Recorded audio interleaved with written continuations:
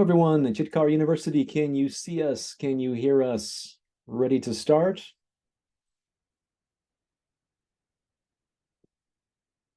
Welcome, dear colleagues, everyone who's joining us today. Our colleague Udit is there on site, I believe.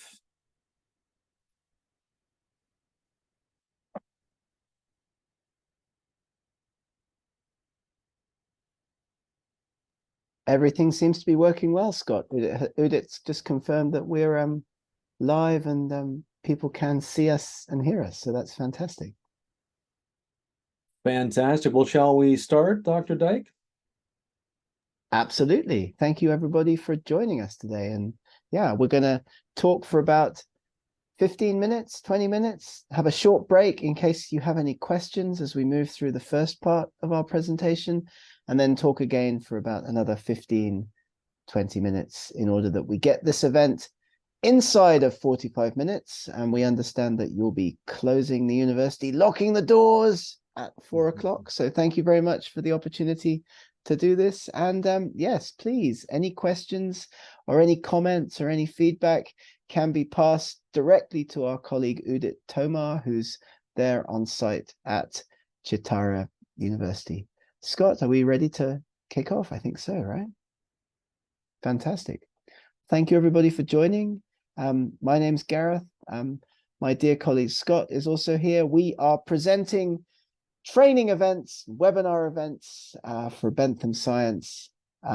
SCI-Train is the name of the organization that we have together, which provides training like this event, Effective English Writing for SCI-Journal Article Acceptance. If you are interested in getting access to a three-month journal trial, if that's something that's of interest to you or your university, do scan the QR code that you can see on the screen in front of you. This will enable you access to all of the Bentham journals, 40 or more impact factor journals, enabling you to empower your researchers with a wealth of knowledge. Right, Scott? Bentham journals are absolutely fantastic, aren't they? Fantastic, high-quality journals, many with strong impact factors and very robust peer review systems in place as well. So excellent journals. So that's our starting point. Have a look at that QR code, give it a scan, jump in, because what we're talking about today is communication skills in English academic writing, because we've all of us often been the recipients of letters like this. Dear sir, dear madam, many thanks for asking whether we would like to publish your paper. It's good and original, but we are unfortunately not willing to publish it. One of the main reasons around the world why academic articles get rejected by international journals is because of English, problems in the English writing. We've collected a list from other publishers, including Bentham, for the reasons for rejection here on this slide. You can see that poor English writing is up there. So one of the things that we are here to help with, Scott and I at SCI-Train, working with Bentham Science publishers, is to help researchers around the world get their English up to scratch so that they can get their papers more effectively published and accepted in those leading international journals. Scott's in Japan. He knows all about this from his perspective working over there. Definitely. And this is an issue that we see in native English speakers and non-native English speakers. Some of the most troublesome manuscripts that I've worked on the author services side, supporting authors, have been written by native speakers. So it's not necessarily just an issue for non-natives. Even native speakers struggle to make their science communication clear and impactful. So that's why we're here today, to help strengthen your science communications. We collected a few examples of funny uses of English on this slide. And the point is that it's important to make sure that your message gets across clearly, precisely, and that there's no confusion in what you're writing. Because if you submit a paper to an international journal and there are issues with the English, for sure, those will be picked up in the peer review process. And that will lead to a lower chance of your paper getting eventually accepted. So our starting point is that academic articles, academic research papers often need to be very well written, perhaps even to a higher standard of English than you might see in other forms of writing. So you've got to be clear, you've got to be succinct, you've got to get your message across. And so in this short training presentation, we will provide you with some easy to implement steps and tricks that you can put into your own writing, because writing should be fun. It should be beneficial as an intellectual activity in its own right. And I usually share some stories from my own personal experience. At this point, some of my heroes in English language writing: Winston Churchill, we've all heard of him, and some journalists from England, where I'm from, who taught me that the best way to write is exactly the way that you think. Hadley is a journalist working for an English newspaper. A. Gill, unfortunately not with us anymore, but also a very successful, very easy to read, very funny travel and food journalist. But he was so dyslexic that he wasn't able to actually write anything really for himself. Everything that he wrote and published was spoken into a dictaphone, into a computer, and then transcribed. So think about your writing in English as you put your research together. Churchill, of course, was famous for the way that he was able to use language to inspire people and get people thinking along the same lines as him. So as you write in English, think about how you begin that process. How do you feel about writing in English? How do you start? Because you should be like Arnold. In the middle of this slide, you need to be a bricklayer with your English writing. You need a plan before you start the writing process. What kind of writer are you? So 2 messages so far. Think in English when you come to communicate your research, and make a plan before you begin. Be like Arnold, be a bricklayer. Don't make the mistakes that so many people make when they put English language papers together. So, tips from us: think in English and work with papers that you like and respect in your field. And we're launching a poll to get you involved. Have a think about this. Which section of your manuscript should you write first? Scott? This is the question that we're often asked. So we've got 4 choices. So everyone joining us today, we'll give you 4 selections. Which section would you normally write first if you were writing a research manuscript? Introduction? Hands up in the room. Who would write the introduction first? Or maybe your abstract? We're going to ask Okay. Udit to give us some feedback on this, because please, Udit, let us know how people are voting. How about option 2? Would you write the methods first? Hands up in the room. Who would write the methods first if you're writing your research paper? Hands up. Third choice, the results. Would you start writing the results section of your paper first before writing anything else? Hands up in the room for the results section first. Okay, and fourth and final choice, would you start writing the discussion and conclusion first when writing your research paper? Who would vote for that?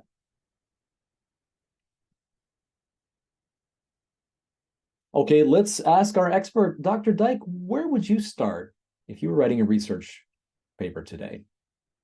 Well, we've got no feedback yet from our friend Udit in the audience, but personally speaking, I would definitely start my paper with the results section or potentially the methods section. But usually for me, the results would be the bit that I would start working on first of all. I've done the analysis, I've collected the data, I've probably made some figures or some tables, so I'm going to write about those first. What about you, Scott? Great. Well, that's one of the 2 best options, results or methods. It is possible to start writing your paper while you're still pulling in your results. You can actually draft that section of your paper, because your methods are your methods and results will come a bit later. So you can actually kick off the outline of your paper even after you've formed your methods, your methodologies. So results or methods first, either is recommended, definitely. What many people do is try to start from the top of the manuscript. They're thinking that they write the paper in the same order as you would read the paper, but that's actually not the best way to write a paper. So think back to Gareth's slide from a minute ago about the bricklayer. The bricklayer needs to start with the foundations, and your methods and results are the foundation of your research. So you start there and you build your way up from there. So try to avoid writing from the top down as you write your manuscript paper. Think like a bricklayer, start with the foundations and build up. So that means methods and results and build up from there. Great, thanks for answering our poll. I think that's an issue that many early career researchers face in particular. Like if you're starting to work on one of your first papers, or you're getting going with one of the early papers, a big mistake that people make often, as Scott just mentioned, is just to sit down with a blank piece of paper with the computer screen open, write down the title and try to start to write the paper from beginning to end. And that is not the best way to go about putting an article together, but it might seem the most logical way at the outset. So very important for us to make that point.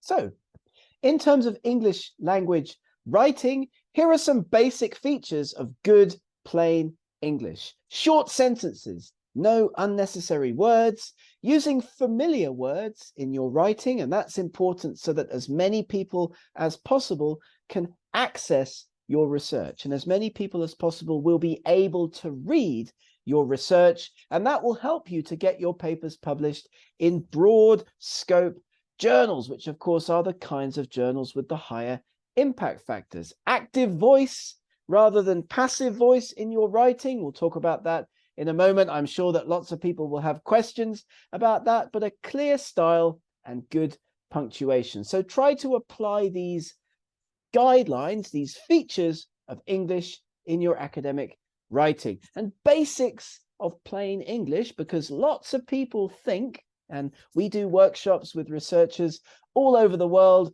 all of the time, lots of people think that the more complicated you are in your writing, the better in your academic writing. They tend to think if I use long words, complicated sentences, that's going to make me look better. That's going to make my writing appear more impressive. And that really is not the case in English. One complex idea per sentence, short sentences, keep the verb and the subject together, an active voice if you can in your writing. So we concluded, our team did this, I did this, rather than the third person, rather than passive voice. Takes more words and it's often harder to understand. Cut out those unnecessary adjectives, avoiding jargon, short and simple words, and no double negatives. But above all, keep it simple. Why is that? Well, actually, most of the people who are going to be reading your published research work are themselves not native English speakers. If you think about where most of the research is being done around the world these days, China, Japan, places where English is not a native language, that's where most of your research is going to get read. And people do tend to make a number of mistakes in their English writing. So what we've done in this presentation is we've put together a list of the most common English writing mistakes, and we're going to talk a little bit about them so that you know about them and can avoid them in your own work. We call this standing on the shoulders of giants, the people who've come before you. If you know about the most common mistakes that people tend to make in their writing, you can avoid those mistakes yourself. So here they are: plagiarism, tenses and switches, spelling conventions, and inappropriate word use and confusion about word use. So just quickly, plagiarism. Of course, we're all aware of what this is. It's where you take something that's not your own work and you cite it or pass it off as your own work. And of course, this is not allowed. There's lots of software packages that journals and publishers use to catch this kind of thing, but it's important to be aware of plagiarism. And so at this point, we're just going to pause for a moment, and Scott's going to ask you a few questions about plagiarism. Scott. Thanks, Dr. Dyke. So let's poll our guests today. As you're pulling together your manuscript, you should always be keeping in the back of your mind the ethics of writing your paper. So here are 4 options. I'm going to ask our group today, raise your hand if any of these you believe to be plagiarism. So there may be several correct answers here. So let's try them all together. Raise your hand if you think A is plagiarism, reading of the works of others to gather information. Hands up if you think that is plagiarism. How about option B, using the work of another and calling it your own? Would that be plagiarism? Hands up in the room.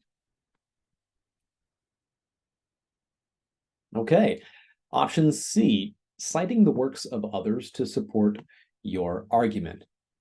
Would that mean plagiarism if you include that in your paper? Hands up in the room. Who thinks that's plagiarism? Option C. Okay, great. And finally, option D. Do you think this is plagiarism? Examining the works of others to shape your argument. Anyone who thinks that is plagiarism, hands up high. Don't be shy. Hands up high, don't be shy. Okay, well, which of these would you consider to be plagiarism, Dr. Dyke? Any of them? All of them? Which of these are plagiarism? I think it's a bit confusing, isn't it, really? Because lots of people will definitely go for option B, I would say, because using the work of others and saying that it's your own is, of course, very naughty. That's plagiarism. That's not something that you should be doing. So that's definitely one of the correct answers. But which others are also plagiarism in this list? Well, the answer is only B is plagiarism, assuming that, for example, A, of course, we read others' works. That's part of analyzing the literature and finding gaps and gathering information. So that's okay. C is okay if you're citing correctly in your paper. So that's the key. Citing others is fine if it's done correctly. Right? We all do that. We draw, as you say, Dr. Dyke, we stand on the shoulders of others in our research. So citing others to support our argument is okay if correctly and ethically cited. So that's fine. And D, examining others, that's part of the discussion and conclusion portion of your paper, isn't it? Looking at how your paper fits into the greater context of the literature. So A, C, and D are all fine if done correctly, ethically, and properly cited. In this case, B is the one that very clearly is plagiarism. Great. Kudos to anyone who answered B. Yay. Yeah, Udit wrote me in the chat and confirmed that that is the winning answer from our friends in the audience today. So that's great. Nice one, everybody.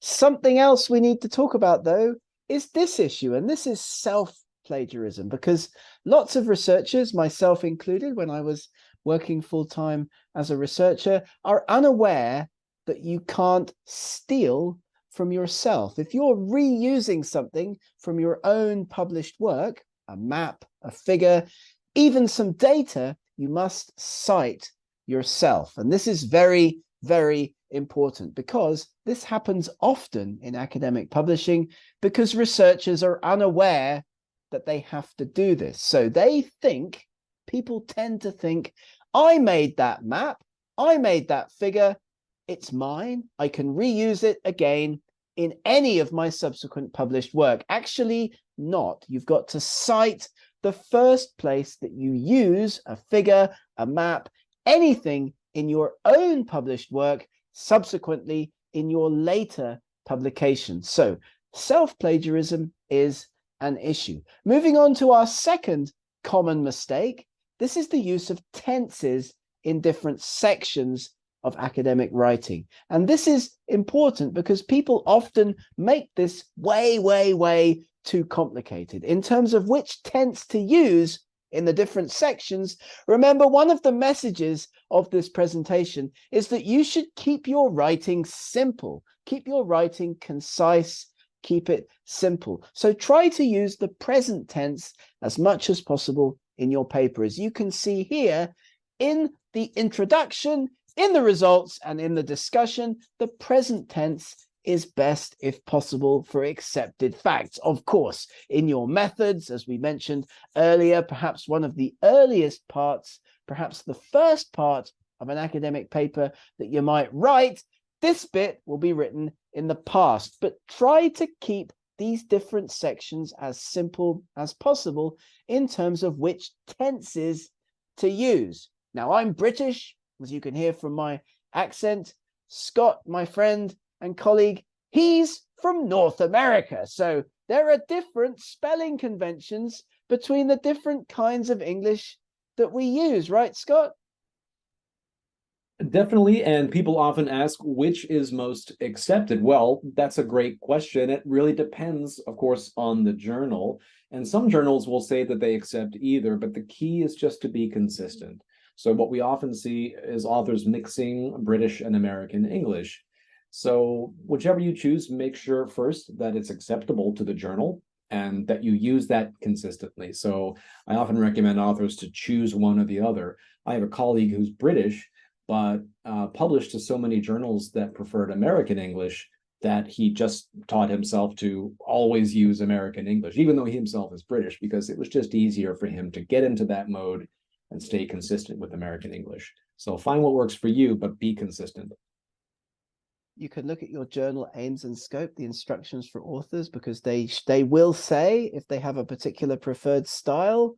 We recommend that authors use British English or American English, or they may very well not care so long as you're consistent, as Scott just said. So make sure you set your spell checker. One of the most annoying things as an editor is seeing those variations in spelling within the same document, and that immediately flags to an editor that there's potentially a wider problem with the English. And many of the differences are, aside from spelling, you can see some common examples here on this slide, even in the use of tenses, with American English, AE, British English on this slide, and some not obvious spelling differences, like my favorite, the color gray, spelt quite differently in American English and British English. So do keep that in mind.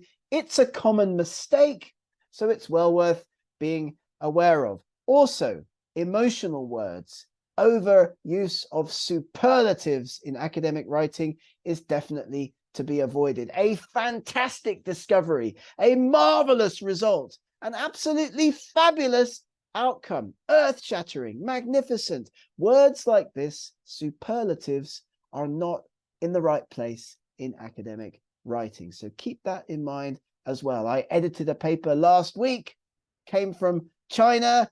The title, the fantastic potential of land use change in China. It immediately gives the editor the feeling of informality with the article, and that's something that you also want to avoid. Striking the balance between formal language yet simple language is very important in your writing. And don't forget that in English we have adjectives that are absolute and so often can't be modified. Something is either unique or it's not. A petri dish is either sterile or it's not. Okay, although there are some exceptions like pregnancy, which has to be qualified. So somebody can be recently pregnant, but they can't be slightly pregnant. Of course, again, they're either pregnant or they're not. So keep that in mind as well. The way that you use words in your English writing is absolutely critical. And you can have a look at these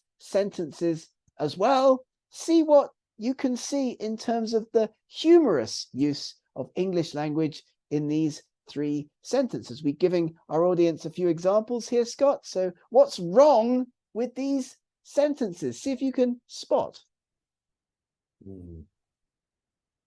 These are some of my favorite examples. Who can spot what's wrong with sentence number 1 here? Well, the question is, this sentence is a bit unclear about who's actually using the multiple regression techniques. Was it the animals? Obviously not. The animals are being experimented on, so it's unclear from the sentence who's actually doing the action. How about sentence number 2? In assessing the damage, the plants exhibited numerous lesions. Again, it's a bit of a dangling modifier here. Who's actually doing the assessment? The plants? No, of course not. The plants are exhibiting the lesions. So again, the sentence is a bit clear on who's the actor and who's being experimented on or who's being studied. Example 3, the spiders were inadvertently discovered while repairing a faulty growth chamber. Oh, very talented spiders. Again, it's a bit unclear who's the actor and who's being acted upon. So this is something we often see in manuscripts. So just be careful. Make sure that your sentences are simple. A great way to avoid these issues is, as Gareth was saying earlier, keep your subjects and verb close together and close to the beginning of the sentence. Don't try to get too fancy with your sentences. Remember again that most of your readers are not native English speakers. So keep sentences short, simple, subjects and verbs close together and close to the beginning of the sentence, and you can avoid some of these kinds of funny mistakes in your writing. And don't forget to proofread, because of course the best way to catch these kinds of mistakes is to read out your work aloud. Read it out to the mirror, read it out to the cat, the dog, your kids, so that you catch these issues in the English writing, so that you're able to avoid these often quite humorous but nevertheless problematic uses of words, so that it's clear to your editor, it's clear to your peer reviewers what you are talking about. And here are some examples of unnecessary words which make your language sound sloppy. Be that as it may, however, nevertheless, indeed, meanwhile, at the same time. Very important to cut these out of your writing. It has long been known that probably means that somebody's not bothered to look up the answer. Correct to an order of magnitude is indicating that the answer is not in fact correct. Almost reached significance at the 5% level. That implies a selective interpretation of results. Your text will be easier to understand if you use simple words and phrases to replace more complex or foreign ones. So similar rather than analogous, utilize rather than use, end rather than terminate. Keep your writing simple. So another very common issue that we see often in writing in English is confusion over the use of the words that and which. These words, of course, help us to make meanings and relationships clear, but there are some examples here on this slide around the correct use of these phrases. There's a break in the clause, so the lawnmower which is broken is in the garage. The lawnmower that is broken is in the garage, semicolon, so is the lawnmower that works. So different uses of these words and phrases in your sentences will help to make your meaning clear, right, Scott? Absolutely. I always tell authors that if you're going to use comma which as a modifier, ask yourself, can you separate that into 2 sentences, yes or no? Those 2 sentences would be, the lawnmower is broken. It is in the garage. A very short, concise sentences, which is also perfectly fine. We recommend that you use short sentences as much as possible. If you want to get fancy and use comma which, make sure that you could split that into 2 sentences and that the meaning would be clear. Question from our guests. Udit says, our guests are asking if paraphrasing is a good way to avoid plagiarism. Well, this is a fantastic question. Gareth, I think you've got first take on this one. I have my own answer for this, but please, how would we answer this for our guests today? If paraphrasing is a good way to avoid plagiarism. It is, absolutely. And it's really important to teach yourself how to paraphrase effectively. And that's not something that we'll talk about in this event, but it is something that we would be delighted to come back and talk about in another event in the future. Paraphrasing is very important. Of course, you're taking information from Scott's paper and you're rewriting it in your paper, but you must cite. And that's the best way to avoid plagiarism. Even if I'm paraphrasing from one of Scott's publications, rewriting to put it into my paper, the idea is still coming from Scott's paper. So I must cite that earlier piece of work. Great. And also, I think the greater question here, or related question, excuse me, is do we want to use direct quotes or indirect quotes? And either way, please heed Dr. Dyke's words. It must be cited in the paper. You must cite all your references, whether you paraphrase or not. So if you quote Dr. Dyke's paper and you don't put it in direct quotes and you paraphrase what he said, it still has to be cited correctly. So whether you use direct quotes or you paraphrase it, please remember to cite. Absolutely, absolutely. The overuse of direct quotes in academic writing can be an issue because it makes the paper difficult to read. If I'm putting lots of quotes from other people's papers into my paper, it just makes it harder to read. So better to paraphrase, as we've discussed, and cite. So McCleary 2023 said X, Y, and Z. Then I don't need to put that into direct quotes. Moving on quickly to some other common mistakes that we see in academic writing. This one is the use of redundant words. So some examples, I don't need to say this box is small in size. I can just say this box is small.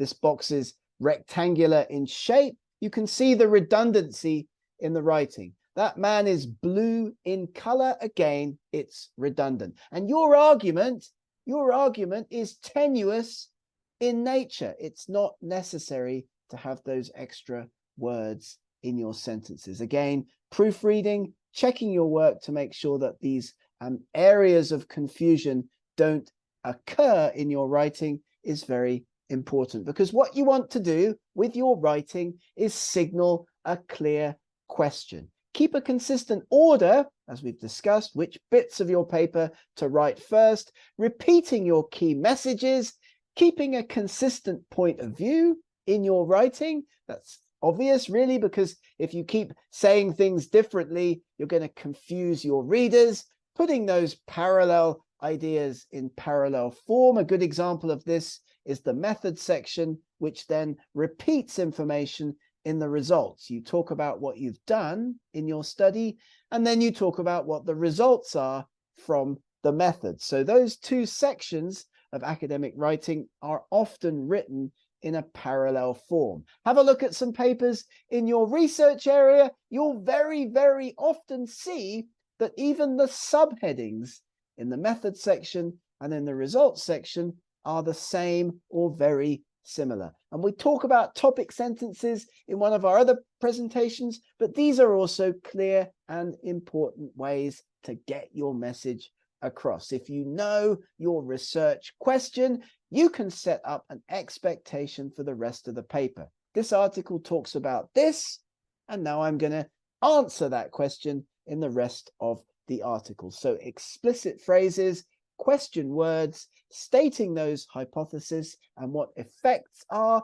of your hypothesized effects. And don't forget to identify variables and study design. This slide has quite a lot of text on it, but it's important. Take a screenshot, or we'll give you a copy of this presentation through Udit, of course, at the end. You don't want contractions in your academic writing. Big mistake that people very often make is the word data. That's a plural word. So data were collected rather than data was collected. That's something that we see all the time in editing. Direct quotations, as we talked about. Paraphrasing is better than putting lots of direct quotes into your academic writing. And check your references. Make sure you've actually read all of the references in your academic article and review what you put into your paper by proofreading and so on. We've put together a list of commonly confused words on this slide, and these are worth looking at because people often get these words confused. There are some very similar spellings of some words that mean quite different things in English, and that takes us also back to the point that we made about not mixing up American versus English background. And I'm not going to read out all of this information, of course, but we'll give you this presentation so you can have a look through some rules for the use of pronouns. the correct spellings, including the use of plurals in English, the use of abstract words. Be careful with that present participle, what you're going to be doing in different parts of your academic article, how to use punctuation, colons versus semicolons, and what to do with commas. As I already mentioned, we'll give you a copy of these slides of this presentation so that you can use all of the information on these slides in your later work. And don't worry, we can come back online anytime you like to do more of these kinds of presentations, because Bentham Science, SciTrain, Gareth, Scott, and Udit, we are always available to help you with your writing and help you be the best that you can be with your English academic communication. Don't forget, it's important. And these are jokes, by the way, so don't copy these down and use them in your own writing, but be more or less specific. Avoid cliches like the plague, because they're old hat. Verbs has to agree with their subjects. Prepositions are not words to end sentences with. And don't start your sentences with conjunctions. Is it ever wrong to split an infinitive? Parenthetical remarks, however relevant, are usually unnecessary. No sentence fragments. Contractions aren't good style. Do not be redundant. Do not use more words than necessary. One should never generalize.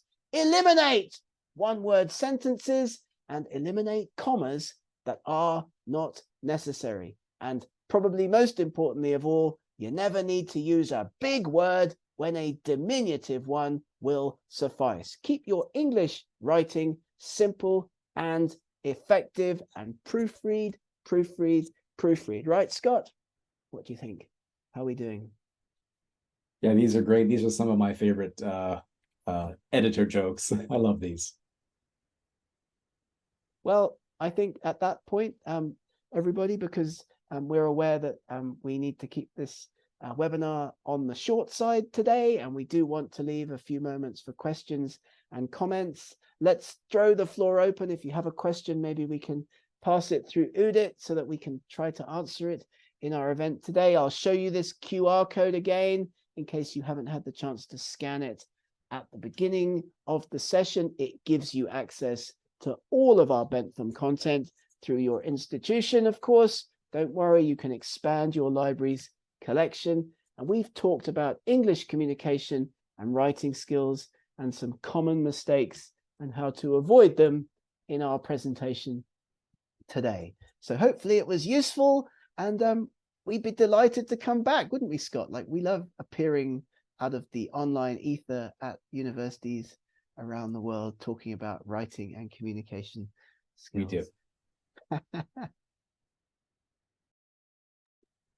Let's see if our colleague Udit has any questions from our guests today. Any burning questions from the group today? Udit, feel free to stick them in the chat box and we'll answer them the best that we can. Oh, okay. Udit says he's going to take questions from our guests today and forward them to us. Got it. Okay, understood. So we can answer through Udit and send follow-up materials, maybe some videos that we have, some other content that we have. And we'll also provide a copy of the slides that we used today to Udit. We'll bung those in WhatsApp just now so he can share those with everybody who's been good enough to listen to the presentation today. Thank you very much.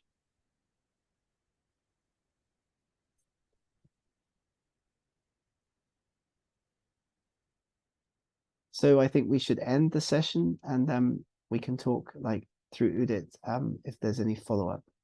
Thank you, everybody. Thanks, everyone.